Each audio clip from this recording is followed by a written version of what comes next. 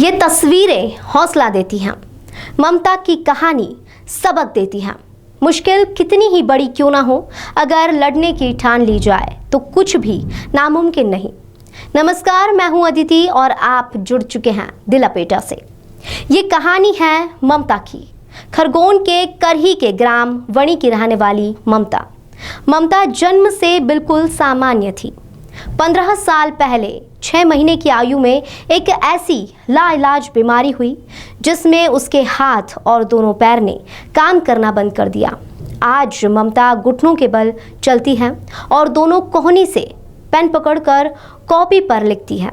जब ममता अपना 10वीं बोर्ड का पेपर देने के लिए पहुंची और दोनों कोहनियों में पेन पकड़कर लिखने लगी तो वहां मौजूद छात्र और शिक्षक भी अवाक हो गए और छात्रा के हौसले की तारीफ की।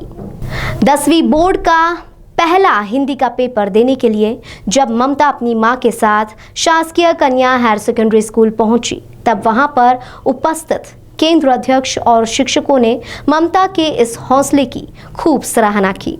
ममता ने भी बिना किसी मदद और सहारे के अपने कोहनी सहित पेन पकड़कर प्रश्न पत्र हल कर लिया, जिसके वीडियो सोशल मीडिया पर खूब वायरल हो रहे हैं।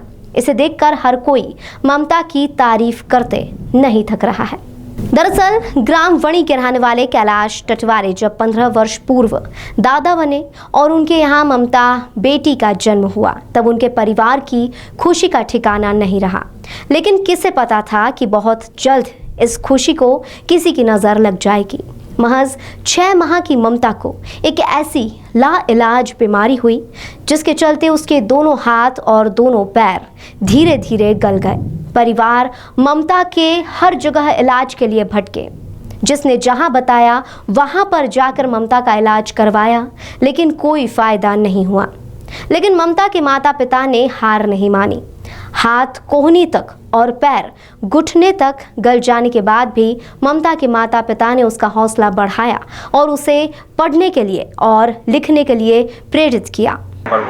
ममता टटवारे जो वणी की निवासी है, वो हमारे यहाँ पर वसुधा विद्या विहार स्कूल में 2012 से यूकेजी में उसको हमारे द्वारा एडमिशन दिया गया था। जब हमारे स्कूल के द्वारा उस गांव में कैंपेनिंग के लिए गए थे तो हमारी नज़र उसके ऊपर पड़ी और उसकी अंदर की गुणवत्ता को देखते हुए हमारे अंदर एक जिज्ञासा उत्पन्न हुई कि वो कैसे करती है। जब हमने उसकी क्रियाओं को देखा तो हमने चाहा कि इतनी अच्छी लड़की जो है वो हमारे स्कूल में क्यों ना पढ़े। इसलिए हमने स्कूल के द्वारा हमें उसकी परिस्थितियों को देखते हुए, उसके माता पिता की परिस्थितियों को देखते हुए हमने उसकी निःशुल्क जो अध्ययन है उसके लिए हमने अपने कदम आगे उठाए और यूकेजी से लेकर अब तक 12वीं तक वो इस संस्था के द्वारा निःशुल्क पढ़ाई कर रही है।